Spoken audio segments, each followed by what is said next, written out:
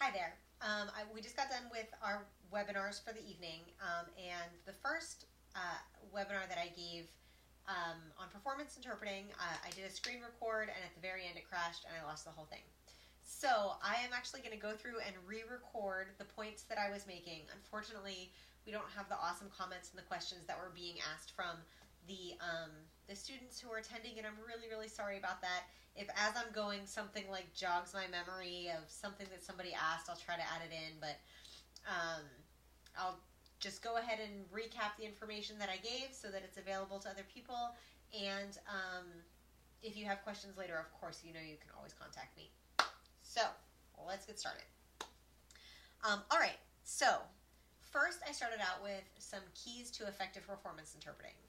The first is to become really, really, really, really familiar with the script. And I know that kind of goes without saying, but I just can't stress it enough. Now, you don't necessarily need to memorize the script. Sometimes actually, like, rote memorization can be a little bit of a hindrance in that if the performer goes off script a little bit, it can totally throw you off forever, right? And of course, at a place like the Renaissance Festival, we know that they follow a script and then have these little like jaunts off the script and little improvs and little teasing the audiences and things like that. So, I suggest you get like 3/4 of the way to memorizing, which is a little bit difficult to measure. What I mean is, listen to the script as often as you can.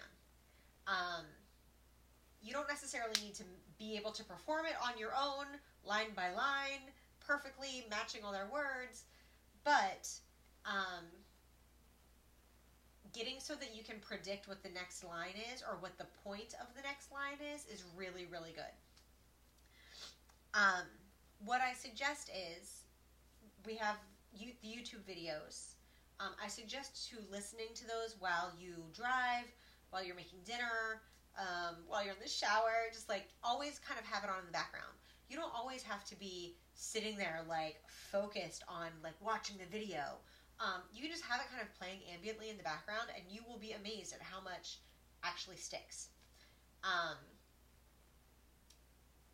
What I often tell people is preparing for something like a concert or a play where you want to do prep is kind of synonymous with training for a marathon or a half marathon.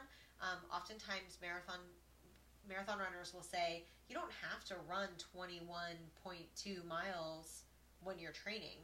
In fact, if you can get to like 15 or 18 miles, that usually means that on race day, you can do 21, no problem. I would say that it's the same with these scripts. If you're like 75% got this script or understand what they say or can predict where they're going next with their next couple lines, then when you stand up there and do the actual performance, you're going to be like, oh, hey, I know this. Like, this is actually happening. You'll surprise yourself, honestly. The most important thing is exposure. So just listen to it all the time. Another good way to prep is to type out the script in Google Docs. I highly recommend that everybody does this. If you're interpreting with a team, you guys can split it. It's always best to type the part that you know you're going to do. So if you can figure out, if you and your team have decided to switch every 15 minutes, if you want to take minutes 0 to 15 and then 30 to 45, or like, I don't know, however that works out. But it's best to type the part that you're going to be responsible for. If you are dividing up the script by character, so I'm always the girl and you're always the boy, then go through and just type the girl parts, and then the other team member can just go through and type the boy parts. That will be a good way to become familiar with the script. Really, typing out a transcript of what they say is tedious for sure, and it's time consuming, I know. But first of all, it's a great way to become super familiar. Second of all, it's really the best way to like do a sight translation and play with the language. Like, I don't know of any other way that you can like look at a line and be like, how will I sign that and then make notes or like write gloss or something about the way that you came up with, so that the next time you go back around you can do those things again. Either that, or every time you look at the script or every time you listen to it, you're going to be coming up with a brand new interpretation. Which, I mean, I guess that has its own value in familiarizing yourself, but I don't know how prepared you'll be if you're reinventing the wheel every single time you're looking at this, you're working with this source. I don't know. So type out the transcript in Google Docs. So not only will this help you, will those two things help you with becoming super familiar with your source, so that you've got plenty of processing, plenty of mental bandwidth to focus on your product. Not only that, but also it will help you stay a little bit closer to the performer, because obviously in the Renfest we've got jokes. We want the deaf people and the hearing people laughing at about the same time. We've got physical comedy, or physical, like juggling or some kind of physical thing where someone's talking and then they have to look at the stage, right? If you're still talking while they're doing their trick, now the deaf consumer has missed the trick while you're trying to catch up with your processing. So listening over and over and over and over and over and over and over and over again to your source and typing it out will help you also with being able to stay right on top of the actors, so that you guys are having a parallel experience. Okay, so another note for new performance interpreters, something that lots of interpreters do, and they shouldn't, is looking back at the actors.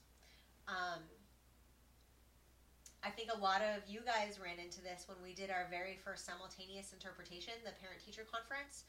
Lots of students were looking at the hearing person, looking at the hearing person, looking at the hearing person, because, well, we do it for a couple reasons. In that situation, our brains are trained that you look at the person that you're speaking to, and we have to train our brain to not look at the person that we're speaking to, right? Similarly, we are trained to look at a person who is speaking to us. And as an audience member, we're looking at a performer. Oftentimes when the performer is speaking, we want to be like, what? And then maybe do some interpreting. And then what? And then maybe do some interpreting. Interestingly, it's also an escape mechanism. It is also a way that our brain goes, you need to take a break from this incredibly exhausting interpreting thing. Just watch for a minute.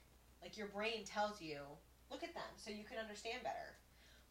When we want to understand better, we feel like we need to see and hear both same time. We don't. We actually just need to hear. It's a trick. We need to train ourselves to just be taking in the information this way. And not look back at the performers while we are interpreting. It's actually super distracting for the deaf audience member. Additionally, you think that excuse me. You think that you're taking a break by looking back, and your brain is like, okay, all right, I'm detached for a moment. Now I'm just listening. Now I'm just listening like a hearing person. I've got some information. Okay, now I'm back to interpret. But actually, that motion of back and forth and splitting your focus, okay, bye cat, is actually more exhausting. And you will get tired quicker. You will burn out much quicker. And maybe only be able to go for 7 minutes instead of the 15 that you want to. So, that is an important thing to avoid. However, there's always a but, right? However, there is a performance interpreting feature of looking back. It's called thrown focus. What that means is sometimes there is physical comedy that happens on stage, or some kind of trick that they're doing, juggling fire, whatever. There's no reason for you as the interpreter to pretend to juggle fire. Look what I'm doing. It's right there. The professional is doing it. The performer is doing it.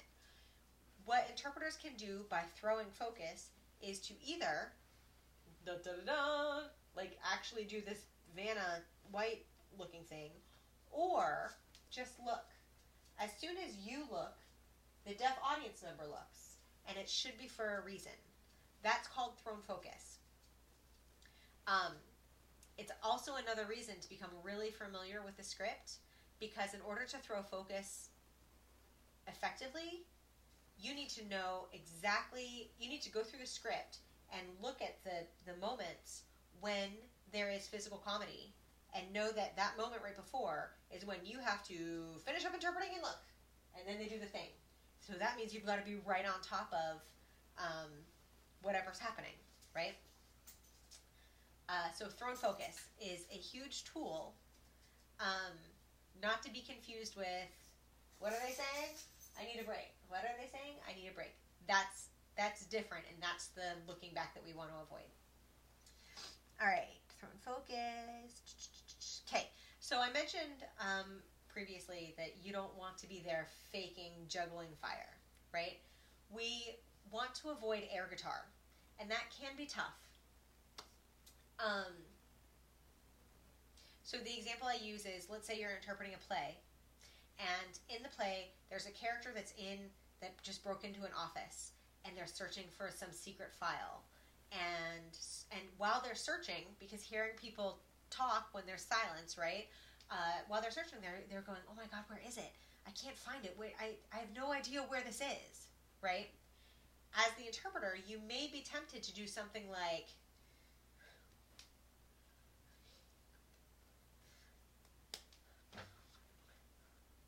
and show, like almost mimic the going through the files motion, while the actor on stage is also very obviously going through the files. That's actually something that we don't want to do. We don't want to air guitar.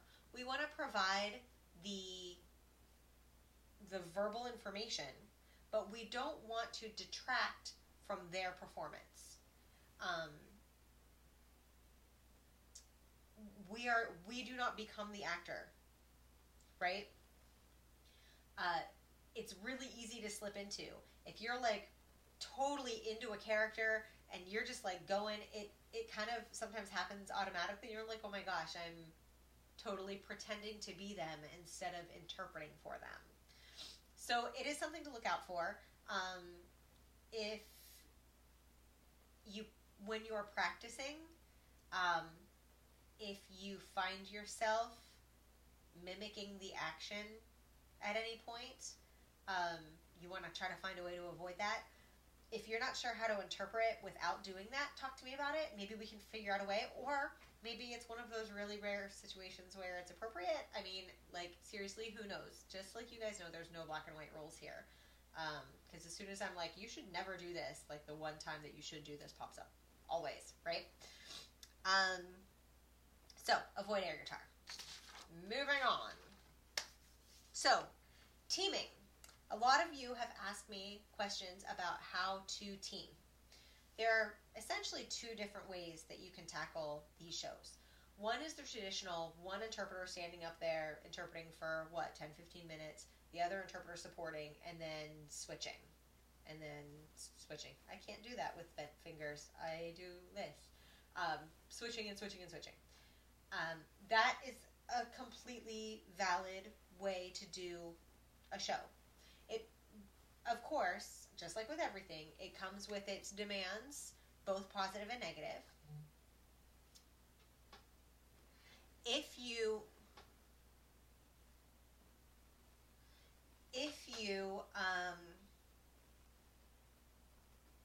sorry, totally thrown off.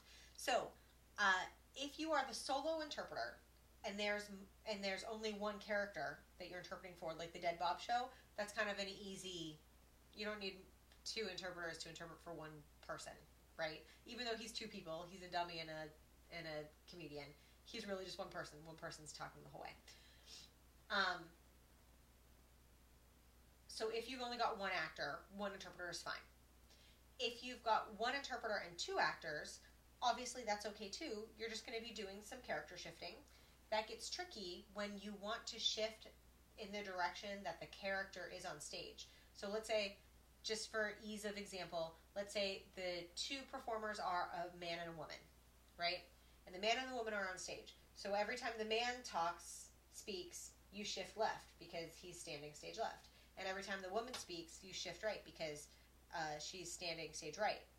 And then they go like this. Now, do you switch the shifting, or do you keep with what you did before? That gets rough. Because these performers are moving around so much, I would not assign a character shift to one person. If you have a show with the same gender people, like the Tortuga twins, who are actually 3, which I don't really ever understand, they can all sound kind of similar. So we're not looking back, right? We don't want to see who's talking. We are looking at the audience. If you've assigned each brother a role shift place, and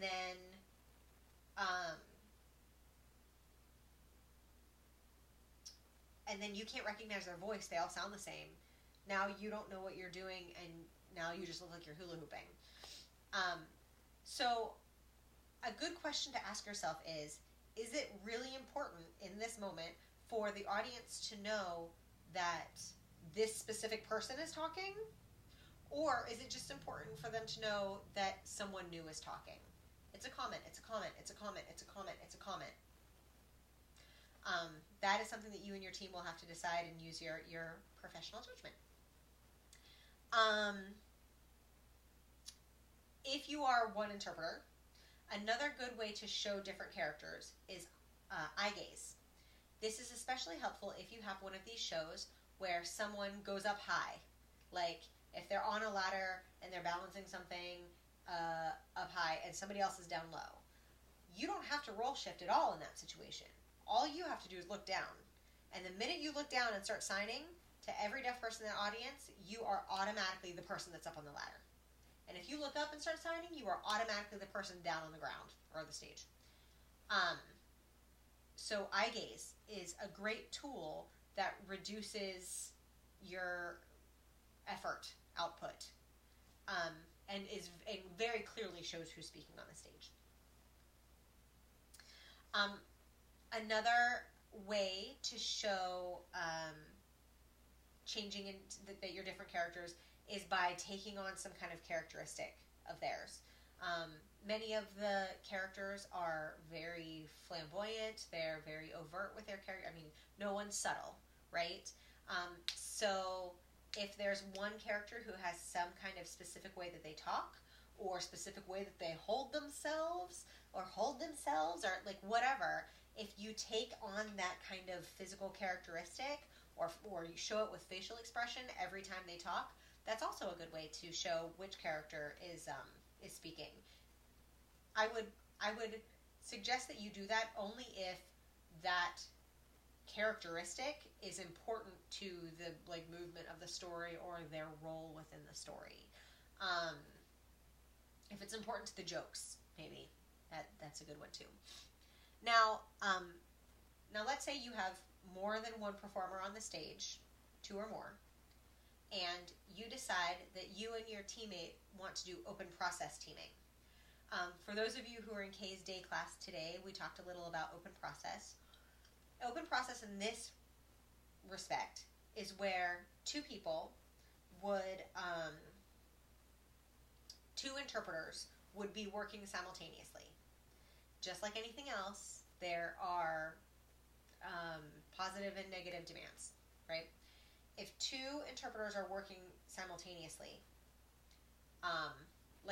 for example, this interpreter is going to always interpret for the man, and this interpreter is always going to interpret for the woman, and they're going back and forth. Well, to the audience, it's very, very clear then who is, where the turn taking is, and who is speaking and who is saying what. So it can work really beautifully. But there are definitely extra demands that you need to think about before you decide to do that particular kind of teaming. The first is you need to be really familiar with the script, because if you're interpreting simultaneously, or open process simultaneously, I don't know the technical term for doing like concurrent interpreting. Maybe I don't know what like the academic term is. If you have two interpreters working at the same time, you are no longer only interpreting for the actor on the stage. Because what will often happen is actor A speaks and speaks and speaks, and interpreter A interprets. And then actor B starts speaking, and we all know how like fast paced. They're like right on top of each other. One barely finishes a sentence before the next person says their line, right?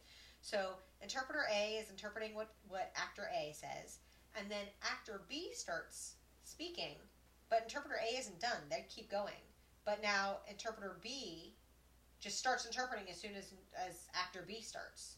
So interpreter B essentially just cut off interpreter A, which made their like dialogue, their back and forth, not really make any sense.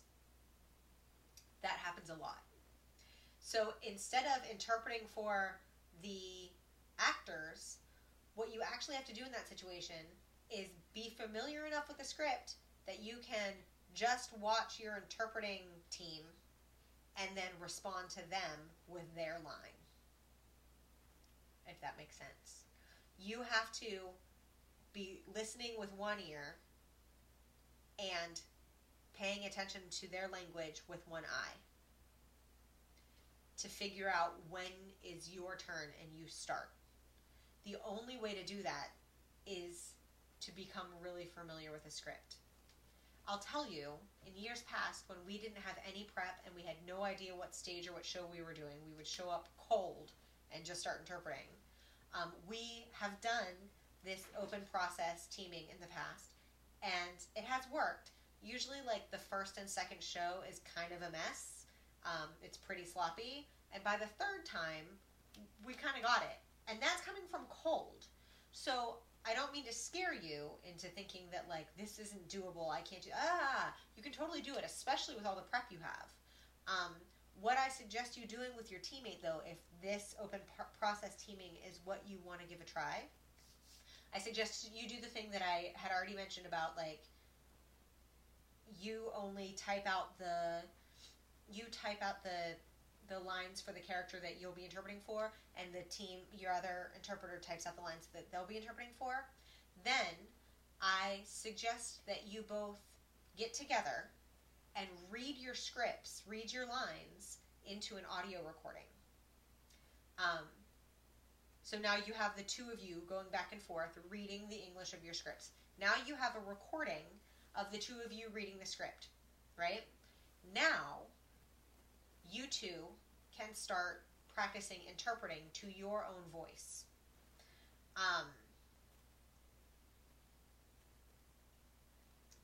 That will allow you to play with how much time you both need. There may be one line that actor A says and interpreter A needs like double the time to get it out. If you practice, interpreter B will be ready for that and be able to maybe compress their answer a little bit more or omit something that isn't really important so that you can still stay on track with what the actors are doing. But it does take more work in order for it to work. It takes more work for it to work. Totally doable, and the product can end up being really effective. It can end up looking really cool and feeling really awesome as the performance interpreter if you can get it right. But realize that it just takes those extra considerations.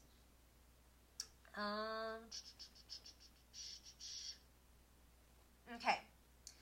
The next question I had for everybody who was in the webinar was about the ethics behind when performers or comedians want to tease the interpreter. So you get stuck in the situation where you're suddenly interpreting about yourself, and there's truly nothing more awkward. The worst, though, is when a performer wants some sort of interaction with the interpreter. to be honest, most stand-up comics, they want to see dirty signs, right? So they'll do something like rattle off a string of super foul words or concepts just to see how it's signed. You could probably ask 20 different interpreters what they would do in that situation and get 20 different answers. I can tell you what my personal philosophy is on this.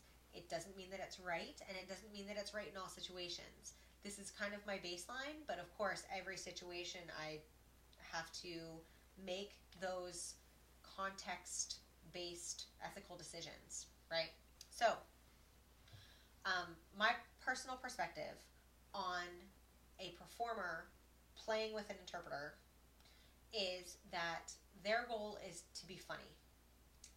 If an interpreter is super strict in their role, an interpreter and a performer says something to the interpreter and they want some kind of like back and forth, right? And the interpreter is like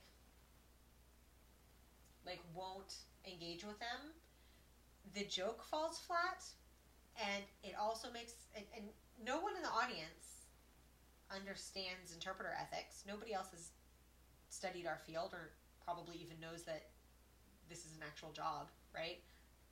So they all think that that interpreter is a jerk. And that can easily color interpreters, like, ugh, what a snob, right? And think about how it kind of affects the deaf person too.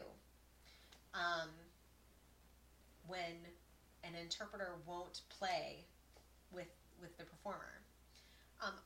My personal experience, I've interpreted quite a bit of comedy, is that deaf people go to see stand-up comics to laugh. And sometimes the funniest part of an entire stand-up comic act is when they mess with the interpreter. So I kind of feel like, why rob everybody of that funny when the whole goal is to be funny? That being said, there's got to be boundaries, right? I would never encourage you to like ditch your job and ditch the deaf person. Be like, I'm gonna go be part of this show now, just to have a back and forth with the performer. That is not something that I would condone. And oftentimes performers don't want to relinquish the spotlight that much anyway. Like, they'll often be asking questions that have like a 1 or 2 sign answer. And even if you voice it and you simcom it, I mean, I know that that's not ideal, but in that situation, sometimes that's what works, especially if it's super short. In the rare occasion, like super rare, that a performer is interacting with an interpreter and the response is going to be like somewhat lengthy, I have seen situations where the supporting interpreter gets up and kind of takes over the interpretation so that the interpreter doesn't kill the joke in order to continue doing their job. Really, honestly, the priority always is to keep the deaf person in the loop. You never want to just drop the access that you are providing, right? So that's got to be number one priority. Then the second priority is to not look like a jerk, I think. And if somebody wants to interact with you in that setting, my knee-jerk reaction is give them a little bit of funny that allows you to still stay in your role as an interpreter. It's difficult to talk about and gets clearer when you see it, maybe, or when you experience it.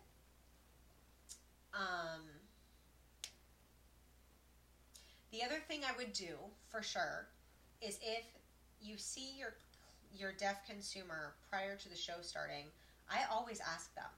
I say, hey,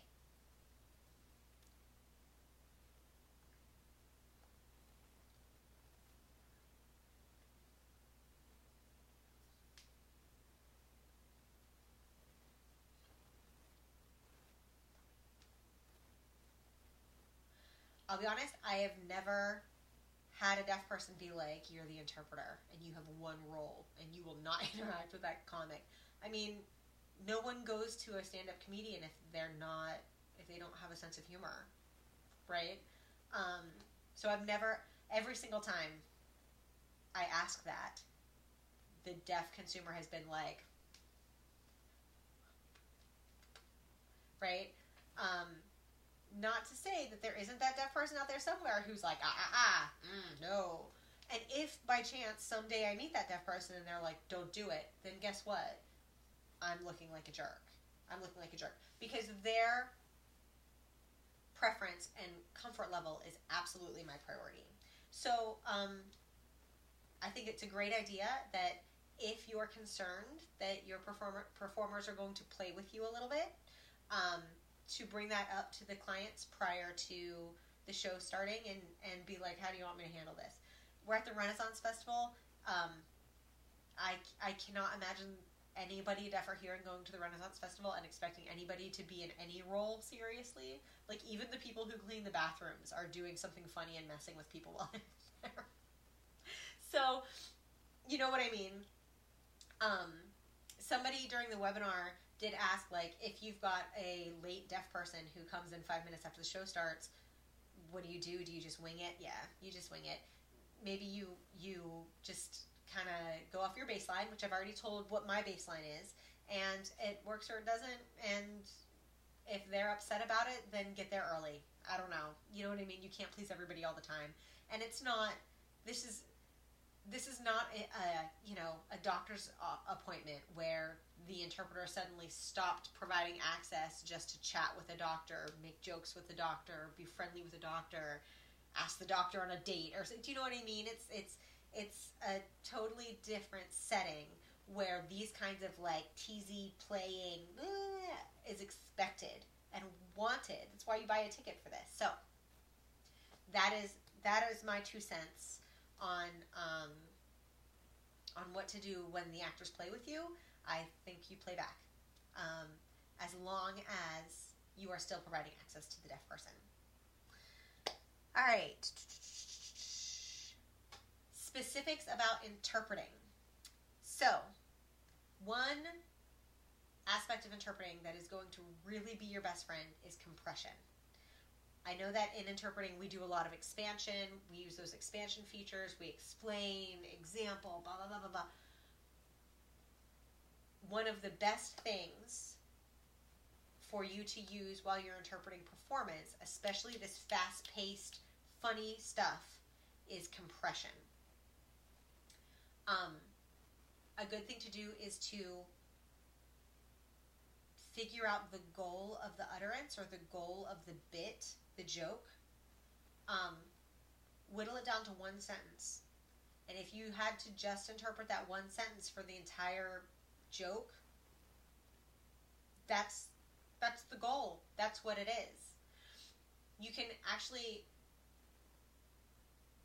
use that same kind of approach to sign choice on a signing lexical level. You want to try to choose signs that give you the shortest distance from English to ASL. You want to choose signs that, like if there's one sign that can represent that whole phrase, just do that one sign. One trick is if you find yourself, when you're practicing, signing not a lot,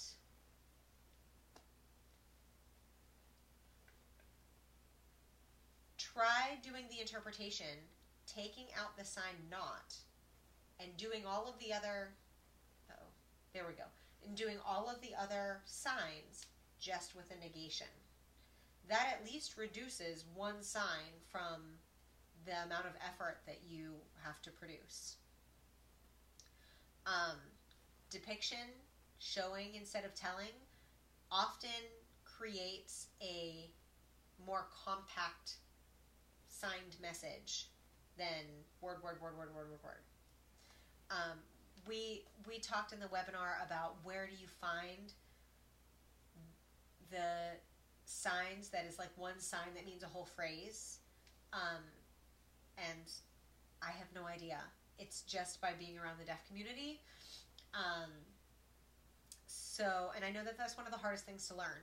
I've been begging for deaf people to give a workshop on that forever, and I can't find anybody who even really understands what I'm talking about.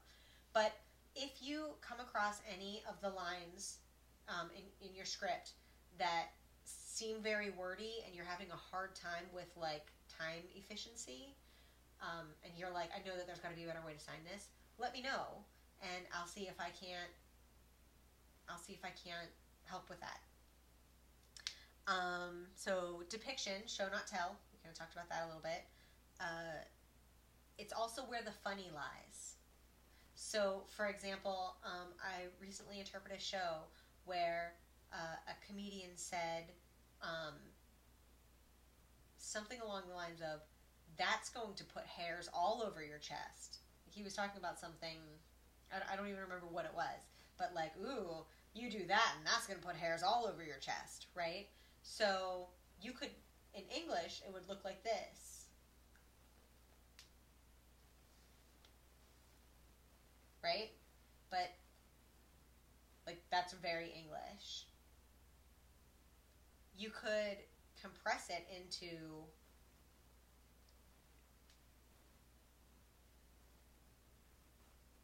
I don't know. I don't even know what the right classifier would be for hairs on your chest. But that doesn't really like show the funny either. But if you turn hairy chest into a cartoon and you sign the cartoon, all of a sudden it's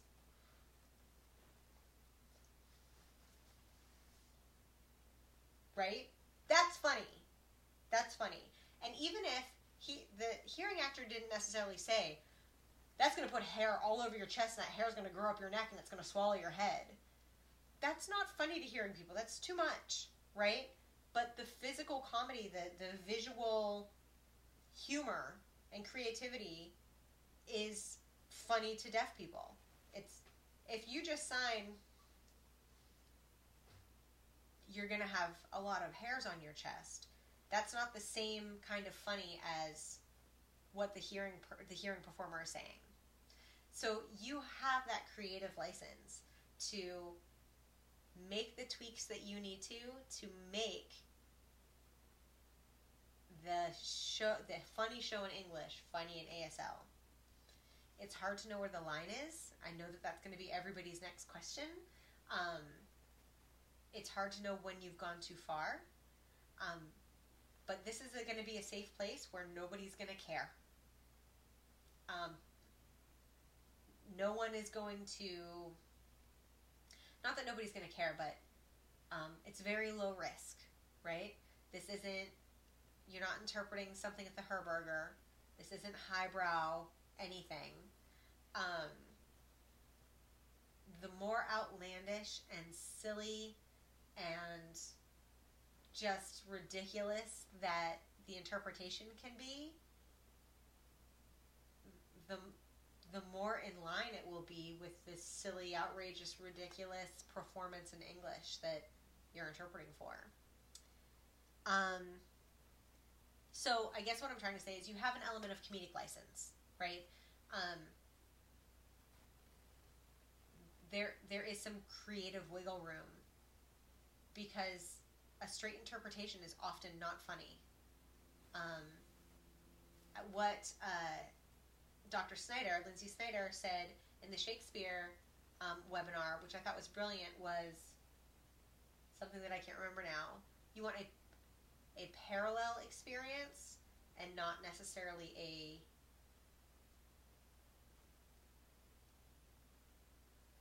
I can't remember what you said. Parallel, not equivalent? No, that doesn't sound right. Parallel, not something. What she means is there's creative license, right? So if the interpretation has to like go a little above and beyond or needs to be tweaked a little bit in order to be funny to the deaf people, if this moment is enjoyable for hearing people and the moment ends up being enjoyable for deaf people, you've done your job. The last thing that I want to talk about as far as like specific interpreting is plays on words. I know that is a core tenet of the funny that happens at the Renaissance Festival. Probably 80 or 90% of the jokes there are based on play on words, which is unfortunate because that's impossible for us to interpret. It's really difficult to carry the funny between a play on words joke and its ASL equivalent. I'm sure that there are lots of different ways out there for the to interpret this kind of thing.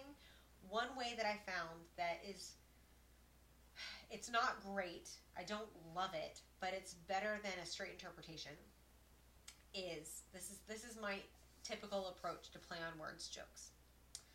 When someone tells a joke that uses a word that has two meanings, I will sign the first meaning, meaning like the more innocent of the meaning, and then shake my head for negation. This thing? No. This thing. So it's the innocent meaning, not that one, the dirtier meaning. Sometimes, if you have the time, you might want to pair the first sign. If you remember from educational interpreting, pairing is when you either like fingerspell something and then sign it, or sign something and then fingerspell it. Reason being, you want to make, the reason why it's funny is because of that English word, right? If it's some kind of joke about nuts, and you're like, nuts, I guess really this is the only sign for nuts, but like it can be for peanuts, right? So like let's say the sign, the play on words is something or other, something by nuts, and on the surface it means, or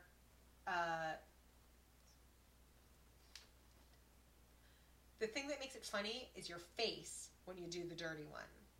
Or maybe there's some kind of action. Like, maybe it's not like nuts. Maybe it's like, this is awful that I'm even doing this, but like, maybe it's like these nuts, right? Like that kind of thing. Maybe it's, maybe you're doing something disgusting to those nuts. You have to like put your face in them and like motorboat them. I don't know. Like, it depends on what the joke is. But that joke is funny to hearing people who know English. The way to make it funny is to make it a little outlandish when you do the dirty part. The thing about these play on words jokes is that whole progression of things takes a while. So you have to be like on top of it. Try to use compression as much as possible. Recognize that very often the performers will do a little pause while people are laughing. So you've got a minute. I can't even sugarcoat it. They're not easy. They take some serious creativity to come up with some kind of equivalent. Just remember that the point is being funny. So even if you don't do the negation thing, maybe instead you go straight for the dirty and then like add like a layer of dirty. Like maybe it's not about nuts. Maybe you're going straight for the nuts and then you're, I don't know, I don't want to do anything. You can use your imagination. Nuts was probably a bad example to use for this, but it comes up in a couple different shows in the Ren Fair, so it's applicable. Take it, so the whole point of a play on words is they're taking a seemingly innocuous word and putting a layer of dirty funny on top of it. So maybe you need to take a seemingly innocuous sign and put a layer of funny dirty on top of it, even if it strays a little bit from the whole play on words, just to make it funny. It's totally okay.